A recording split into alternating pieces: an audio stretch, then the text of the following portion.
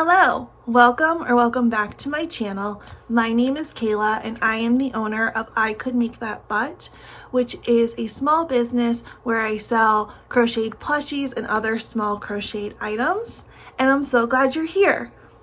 In today's video, we are going to do a 2024 market recap with some numbers of what I've made this year, both in terms of how many items and money, and also some things that I learned this year that hopefully can help you on your 2025 market journey.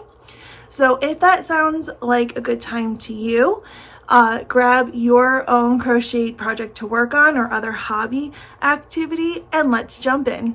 If this is your first time seeing me, or if you haven't yet, definitely hit that like button or that subscribe button down below so you can see more content like this. We're going to try to post more consistently in 2025. I know I said that for 2024, but spoiler, my next video after this is a goals video, so we'll go into more of how I'm planning on doing that. But let's jump in. So in 2024, I had a goal of doing 10 markets. For those that might not know, I started my crochet journey in July of 2023.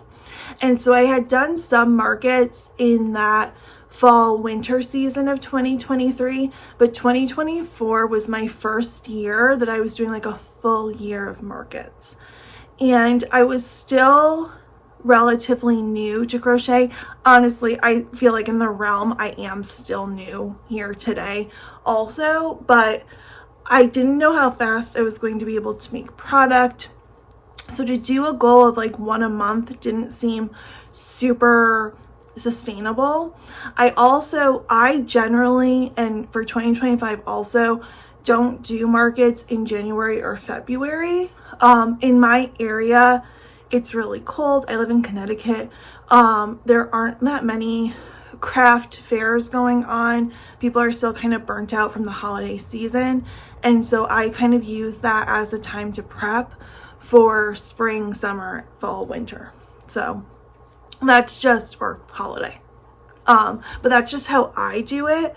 So when I was taking that 10 market goal into account, I was kind of like averaging out to one market per month, March through December. Spoiler, I did hit that goal. I actually went over that goal by one, but I did not do one a month. I did kind of a wild thing last year looking at these dates, but it worked. But we'll go in where I have footage of tables. I will definitely insert it in as I talk about it. I will say I have to take a second to actually be proud of myself from looking at my tables from my first market being in April last year, from where I ended in December. My table just looks so different. It looks so much fuller. So I really do want to take that time to like give myself a little pat on the back for getting from where I started to where I am now, and hope to only continue to grow in 2025. But anyway, let's go through the markets. So like I said, I had done 11 markets this year, or this past year, and they ranged in how big they were. I did not spend more than $120 for a booth fee this year, and that was on purpose. I had set a goal in my mind that the highest I would spend this year was $150 because I was still like learning. I also pushed myself to do a 2-day market this year, which was new for me. So let's jump into it. If you've been on my channel for a little bit, you know that I tend to do a lot of school and church markets, partially for the demographic, partially because they're generally a little cheaper to vend at, and I stand by, I do think they are good as beginner markets to kind of get that customer service experience going. They're not too overwhelming. most of them. So I definitely think that they are a good starting point. My first market last year was on April 13th at a Catholic high school. I was in their lobby area. They had like a cafeteria lobby area and then a gym. And I was on the outside. I paid $60 for this market. As you can see, my table is not super full as if you've seen more recent videos it has become, but I remember thinking back in April, wow, I really made a lot of stuff. The actual numbers of that were, I had made 66 items. I had made just over $1,000 worth of inventory. I ended up selling 12 items at that event for a take in of $178, and it was a $60 fee, so I made about $100 for that market. So it was a slower start, but it was my first market and I was happy to make sales. I will say at that market, that was where I debuted my crochet flowers. If you were with me in the spring for those videos, I tried to crochet flowers this year and it was a feat. I give so many props to the people that do those and make like a full bouquets. They're gorgeous.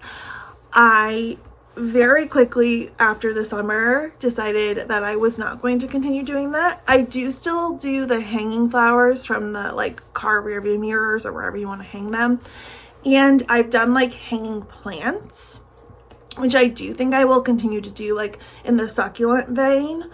But the individual flowers, I am not taking that on in 2025 is what I decided. But I did sell a couple of bouquets at that one, so that was good.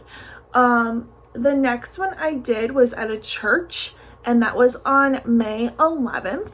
That fee was only $30. It really wasn't that bad. We were inside the church like hall area.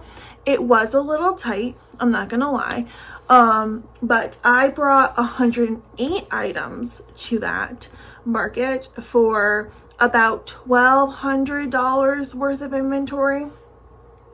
I ended up selling 23 items at that market, and for a total like taken income of $213.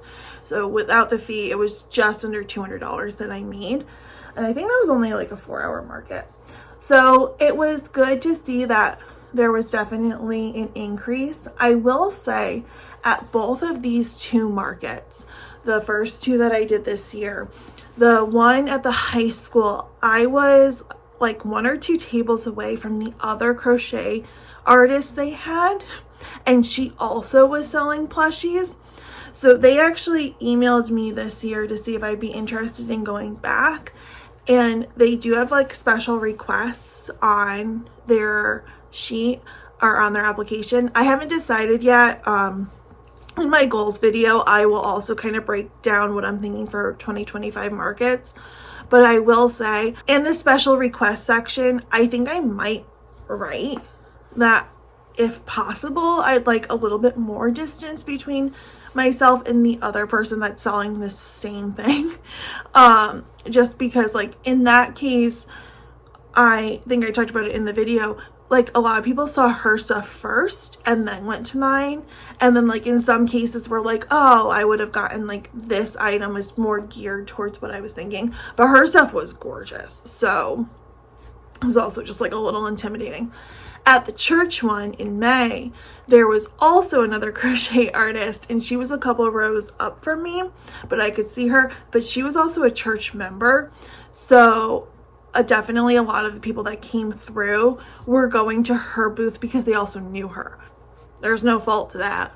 Like, but that's the thing is like, and that one in general was kind of a smaller market. So I was actually surprised they had like 2 of us. So in terms of will I go back, the high school one, I'm still debating. The church, that particular church one in May, probably not. They have what they like need of like my kind of stuff, even though it is a cheap vendor fee. I just don't know if it's worth it, and I think I'm gonna have a different market, spoiler, for that weekend, so I think I'll be okay. The next one I did was a week after the church one, on the 18th of May, and that was at another church a little farther away from me. This one was, there was an inside and an outside component. I had chosen the outside because the outside was only $40 to vend, and also I wanted to like use my tent space rather than be inside. But this is the one where it poured, and it like rained on and off, but mostly on basically the whole time. This is the event where I broke my tent. Like, there were just so many things that happened at this event. But we carried on. I brought 93 items to this event because I only had a week to remake what I had sold at the previous. So it was about $1,100 worth of inventory, and I sold 8 items for a total of $97. And so with that booth fee out of $40, it was about a $57 take home. Obviously, I know taxes and materials. When I'm going through these numbers, I am fully aware. I'm just trying to do the general gist of it. I will say I did like my layout of this one, even though very few people saw it. In terms of will I do this one again, it was a good market. Like, it seemed like it would have drawn in people if the weather had been better. So maybe I'll look at a farmer's almanac and see if that's better. But I will say that this one was good because it was a little bit farther out than like my normal. I also had set a 2024 goal that any market I didn't want to drive more than like 40 minutes all around my town. And in Connecticut, that's like a realistic goal. Just because our towns are a little bit closer together than in other parts of the country, because we're just a smaller state. But that was definitely like close to that like 40-minute mark, and so it was kind of nice to kind of just like spread out like my stuff. The other thing is that there wasn't another crochet vendor, so cool.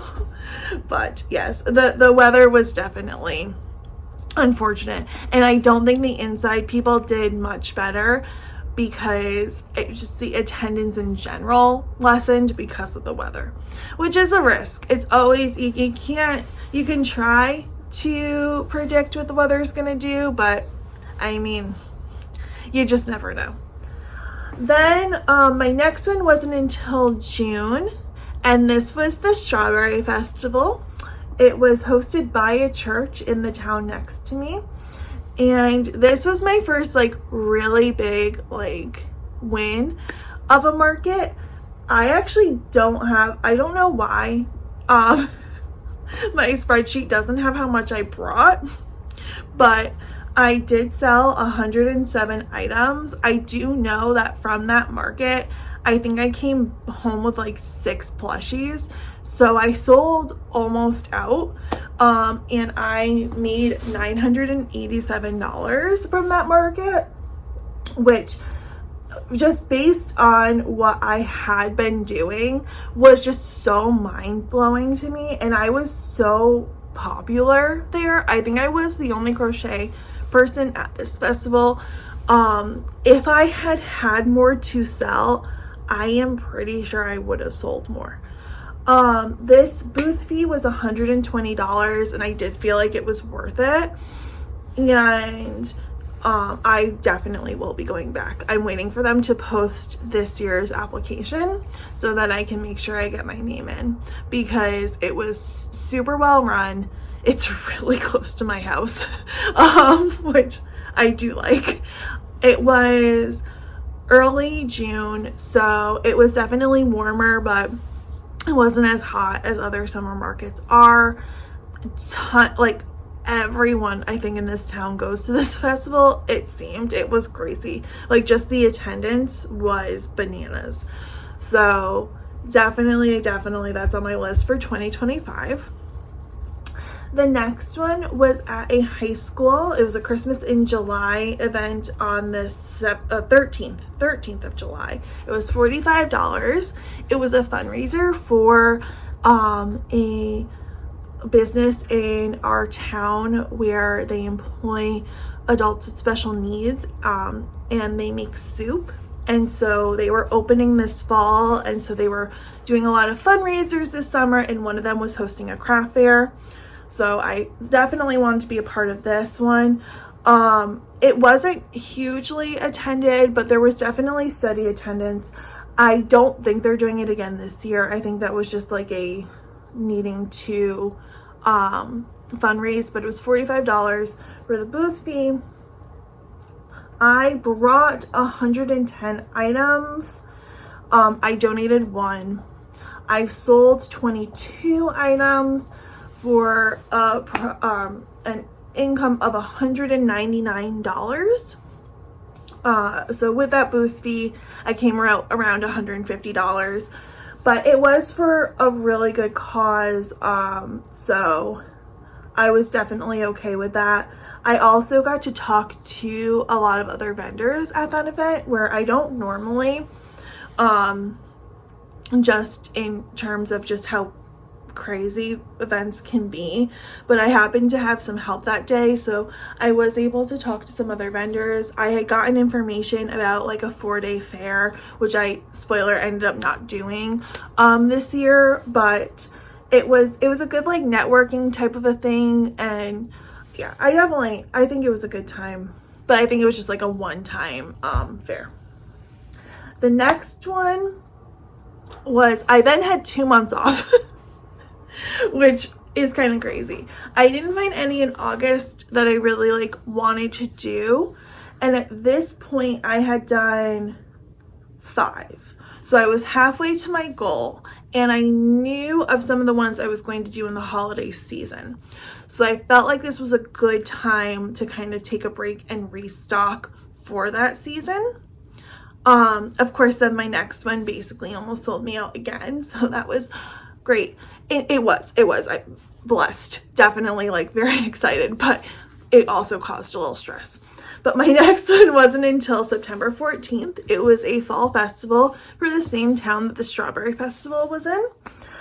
It was hosted by their Chamber of Commerce, and it was $100 for the booth fee. I do believe there was another crocheter. Oh, there wasn't one at the fundraiser. But I think we were selling different enough things, and honestly, I did fine, so I hope they did too. But it was a very well organized event.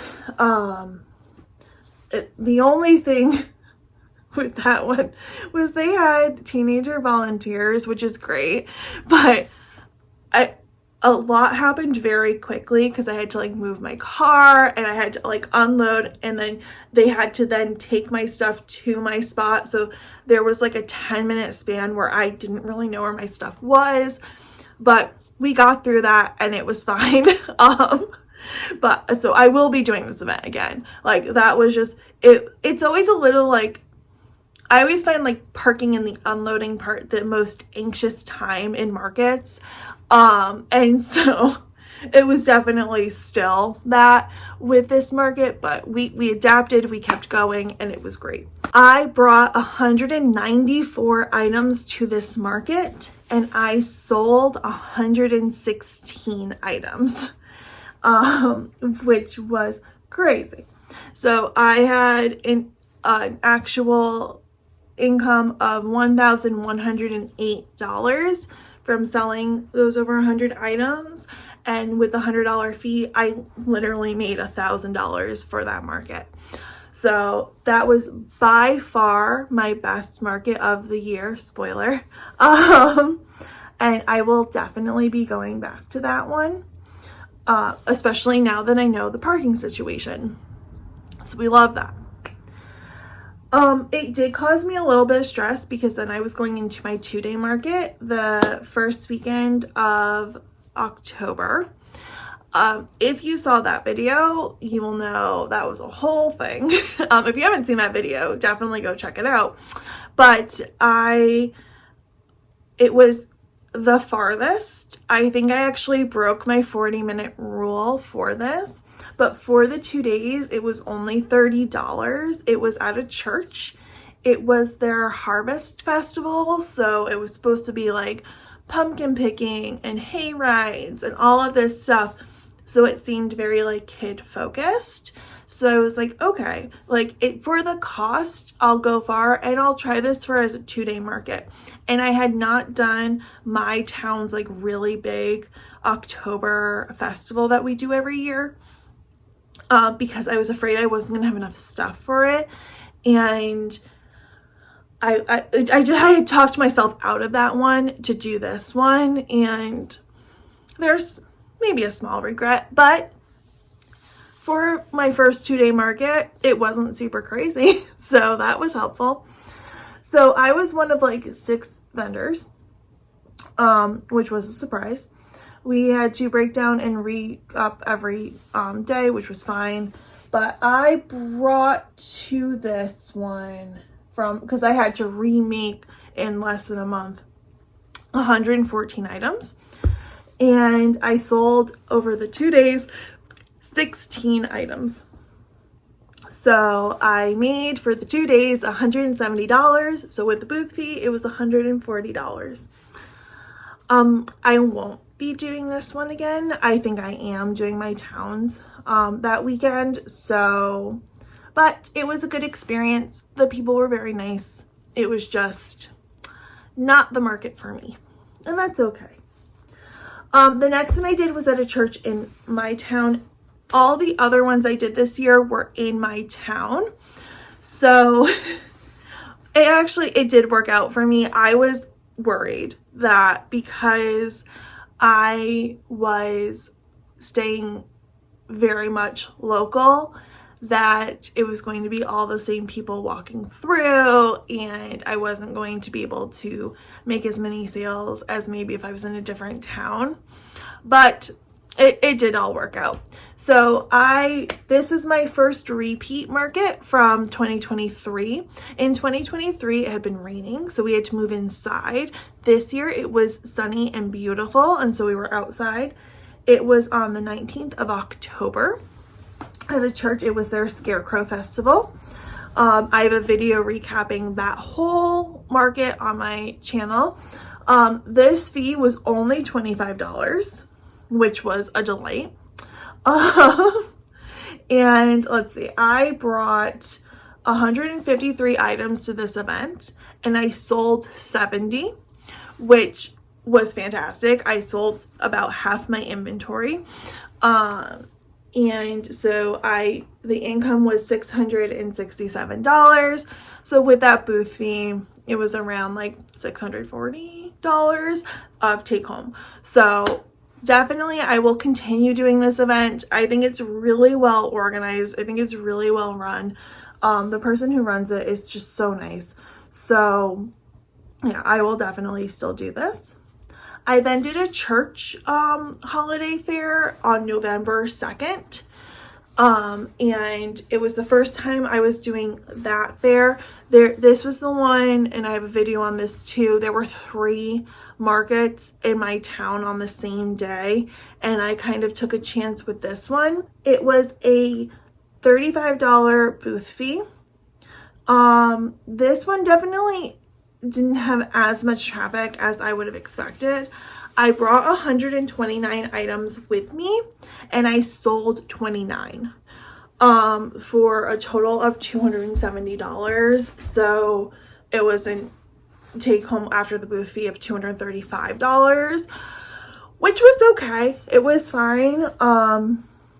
It was just, I definitely expected it to be a little bit busier. The layout of that one was also kind of funky. I was upstairs, so that was unexpected, but fine.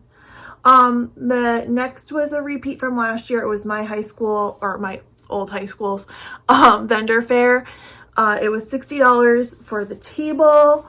I just posted that video, or that was the most recent video, had that one and the next one both recapped. So you can hear about the trials and tribulations of me having to move spots and that whole drama. But I brought 180 items and I sold 42 of them. This was the Saturday of Thanksgiving weekend. I will definitely say that the attendance difference, you could tell for this one, it was definitely down this year, but still steady. Like there were still people coming in pretty consistently, but it definitely did seem like a little bit less than the previous year. But I had a take-home or an income of $383 with that $60 fee. It was a take home of $323. And then the last market I did this year, number 11, was on December 7th, and it was at a local elementary school in my town. This was my second year doing it.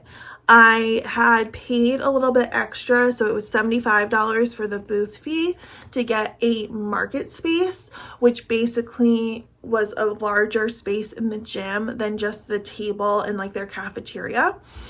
There was another crocheter there, but that was okay. There was another one there the previous year. The one at the high school, there were 2 other people that were selling crochet plushies that technically hadn't disclosed it on their application, but it was still okay. It's fine. But anyway, for this elementary school one, I brought 175 items and I sold 92 of them, which was really exciting. So I made that day $857. So with that booth fee taken out, it was somewhere around $780 was take home. So I definitely thought I was going to do just a skosh better because that was only a little bit more than I had made the previous year, and I had brought almost double the amount. But I said in the other video too, I fully understand that this Christmas or this holiday season was a little bit tighter for people for a multitude of reasons. So I just always appreciate anyone who wants to buy from me. So I understand, and we just try again next year, and that's okay. I will do both of those markets, however, again next year. The one at the church I did in the beginning of November, I might try a different one that was that day. But the last 2, I've done them now 2 years in a row. I will do them again. So that is the individual market breakdown. So we need the big numbers. Okay, so I did a couple of totals to try to get this, but if you're following along and doing math, you might also need to check my math. I don't know if it's perfect, but it's where we are. But I had a goal this year of doing 10 markets and I did 11. My total amount of fees for those 11 markets was $615, which honestly, not that bad. I definitely have seen other creators, I followed other creators that have to unfortunately spend a lot more in market fees. I will say that sometimes the payoff matches what you pay in the market fee, but I think for my first full year of markets, I think that was a good place to be. I sold a total of 537 items over the course of the 11 markets. So I definitely want to see that number increase in 2025, but I'm really proud of the fact that I even cracked 500. It's kind of bananas to me to think that there's like over 500 like items that I handmade just like out in my state just being used. Like I actually heard, this was the wildest thing, is that one of my friends who knows that I do this, she was at a family Christmas party and two of the little boys opened gifts from like their aunt, and they were my whales. Like, and so she sent me a picture and she's like, are these yours? Like, did you make these? And I saw, and I was like, I'm pretty sure. And she like told me like where like the aunt had got them from, and that they were $5. And I was like, yeah, no, those are mine. Like, so it's kind of wild to see them like out in the wild through people that I don't know. Like, I know her, but I don't know her family. So like, that's kind of cool to see that. So I definitely, I'm very appreciative of being able to do this as my side hustle. And while, of course, selling more is always kind of the goal in order to keep a business moving, I am extremely appreciative of all of the sales that I had this year. The total made before any fees was $5,122.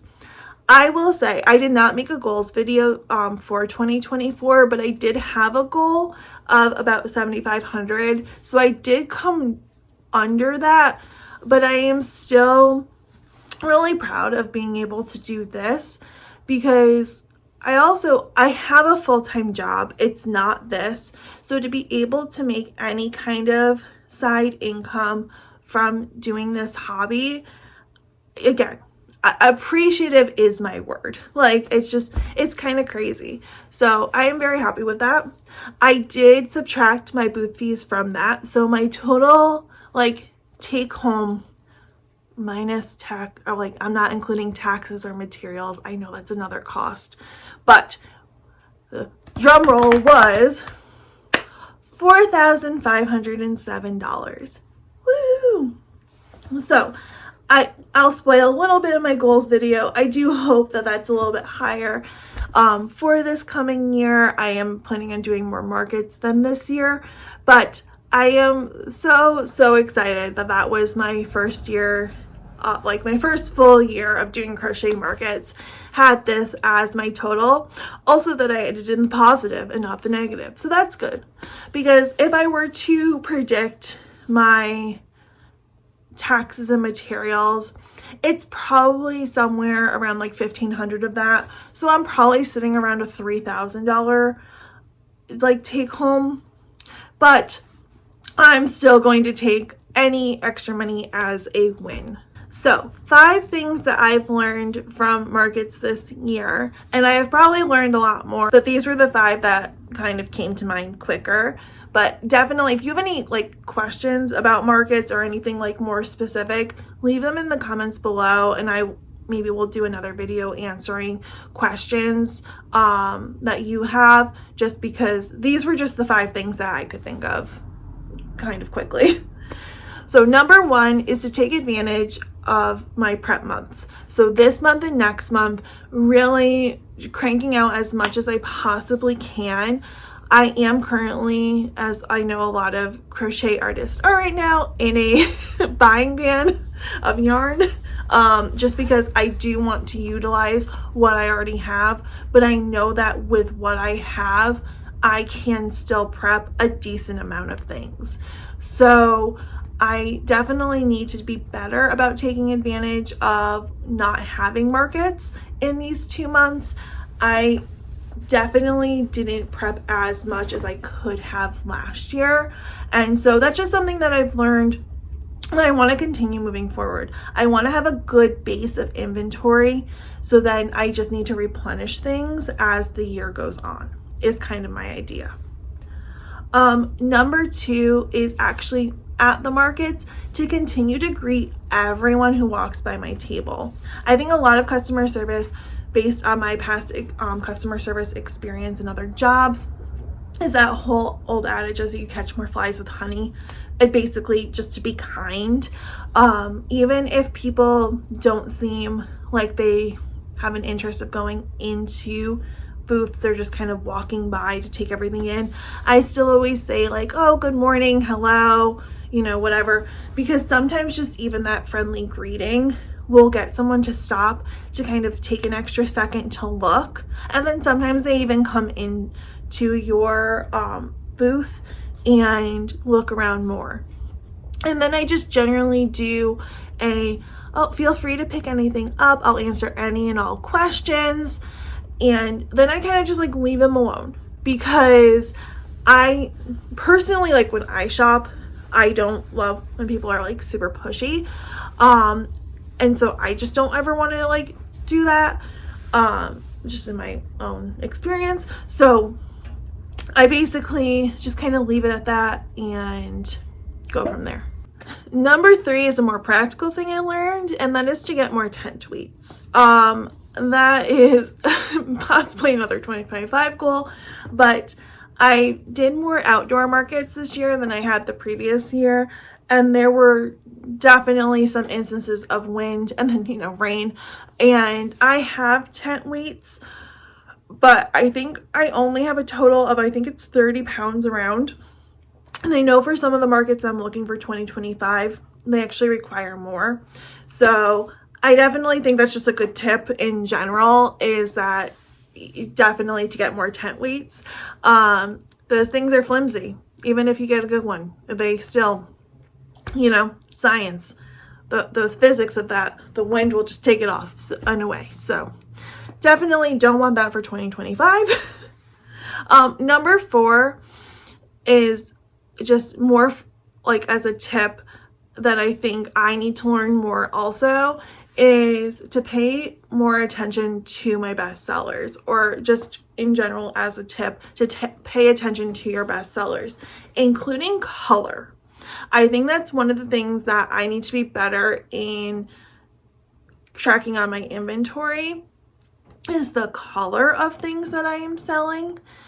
I think even in terms of not necessarily adding it to my square, because I think then just finding like that, it's a little bit of a hassle.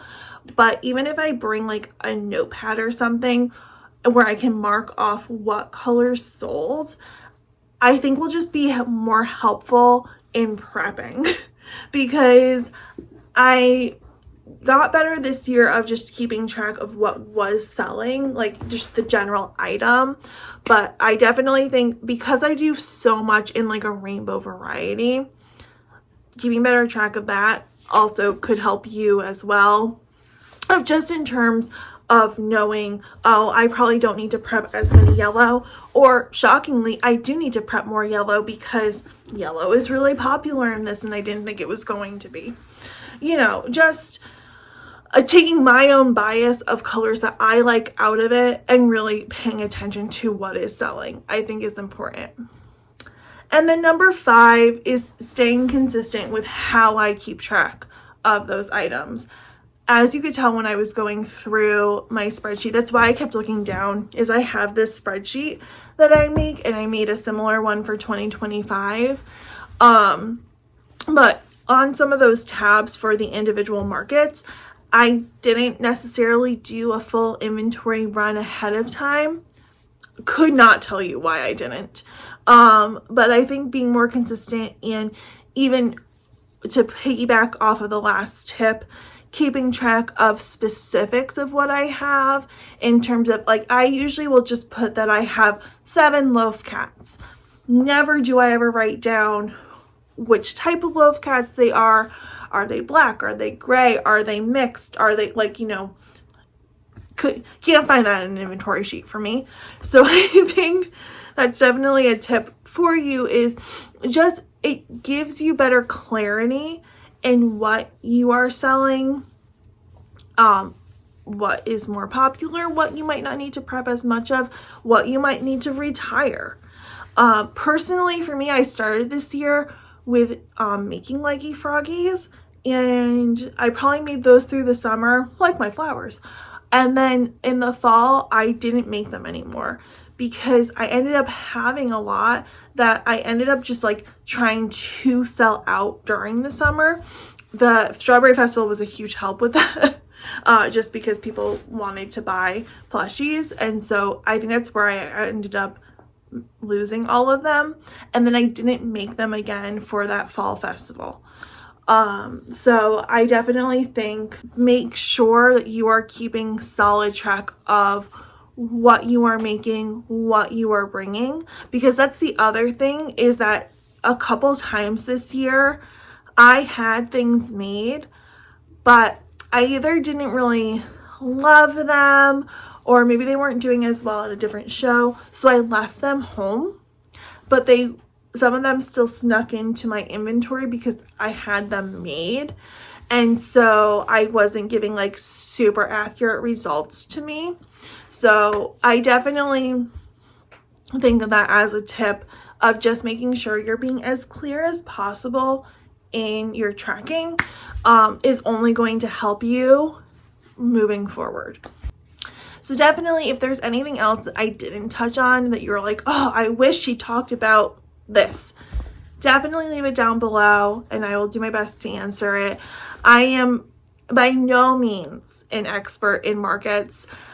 I definitely have more experience in them sitting here now than I would have last December. But I think that if I can help someone, I definitely want to help someone.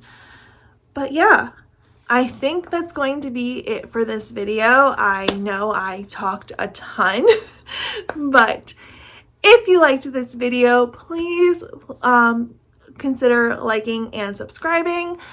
If you saw in any of that market footage any cute items that you think need to be yours, you can certainly check out my website at www.icouldmakethatbutt.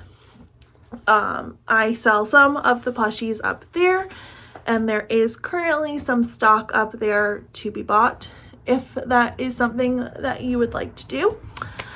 If you would like to follow me on social media, I have an Instagram and for right now a TikTok. Both of those are at I Could Make That Butt on both platforms. You can follow me there.